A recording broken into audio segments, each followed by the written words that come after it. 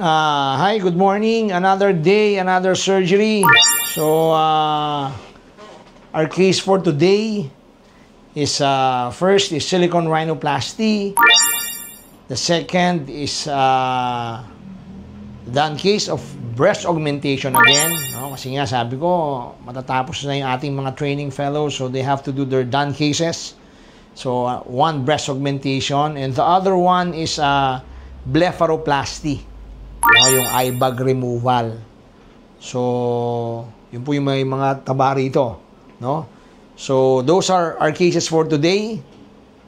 So, our outfit for today is para dun sa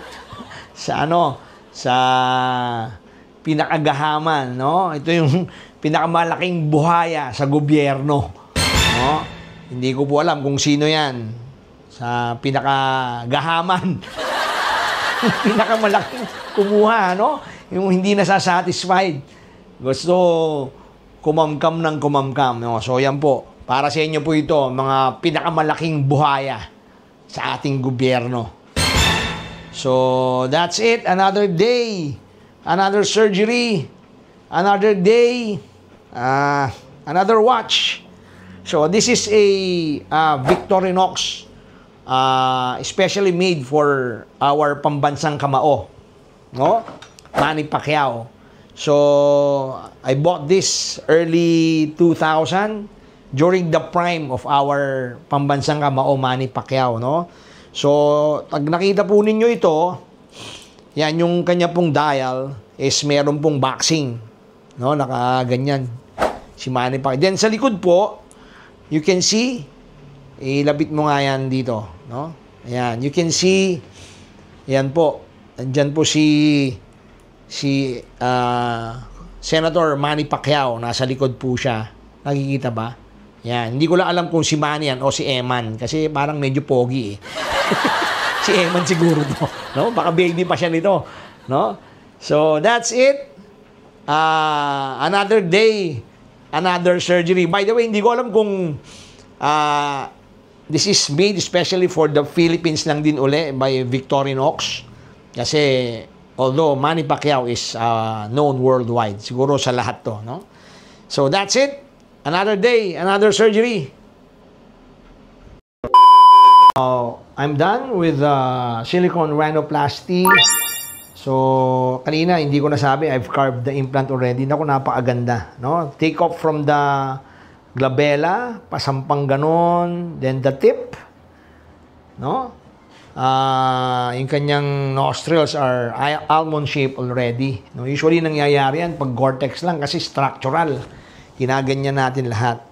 So ito ang ganda kasi na-lift din yung kanyang columella. The tip is very nice, no? May supratip break, even if silicone lang, may supratip break, no? Ibig sabihin, maganda yung pag-carve ng implant. So, I will see her after 6 days. Ganda. Another day, another surgery.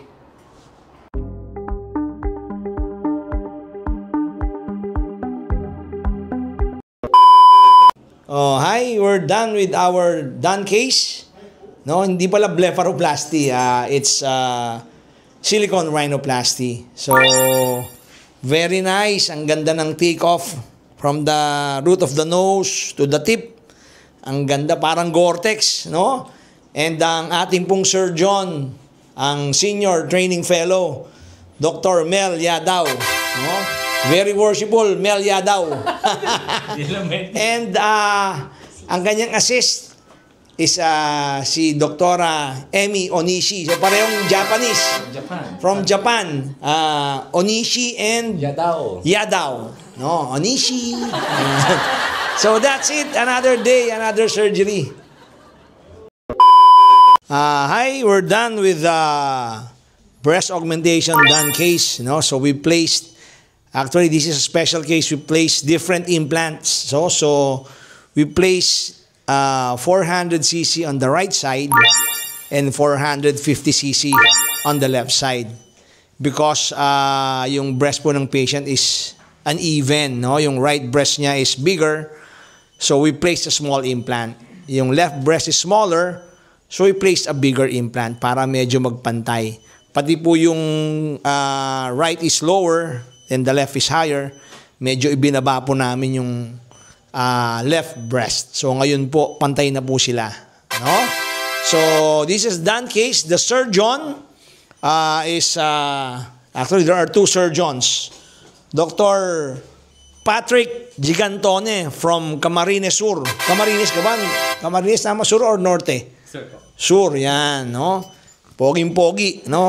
Medyo kahawig ko to, no? And the other surgeon is Dr. Marx Yu, no? From China. Ito yung Chinese na hindi marunong mag-Chinese. Bisaya po to, from Cebu. Lost Chinese. Lost Chinese, yan. And kanila pong assist is si Dr. Adrian Nang from Hong Kong. Hindi ito marunong mag-ano. Yan, no? So that's it. Ang ganda ng kanilang gawa. Another day, another surgery.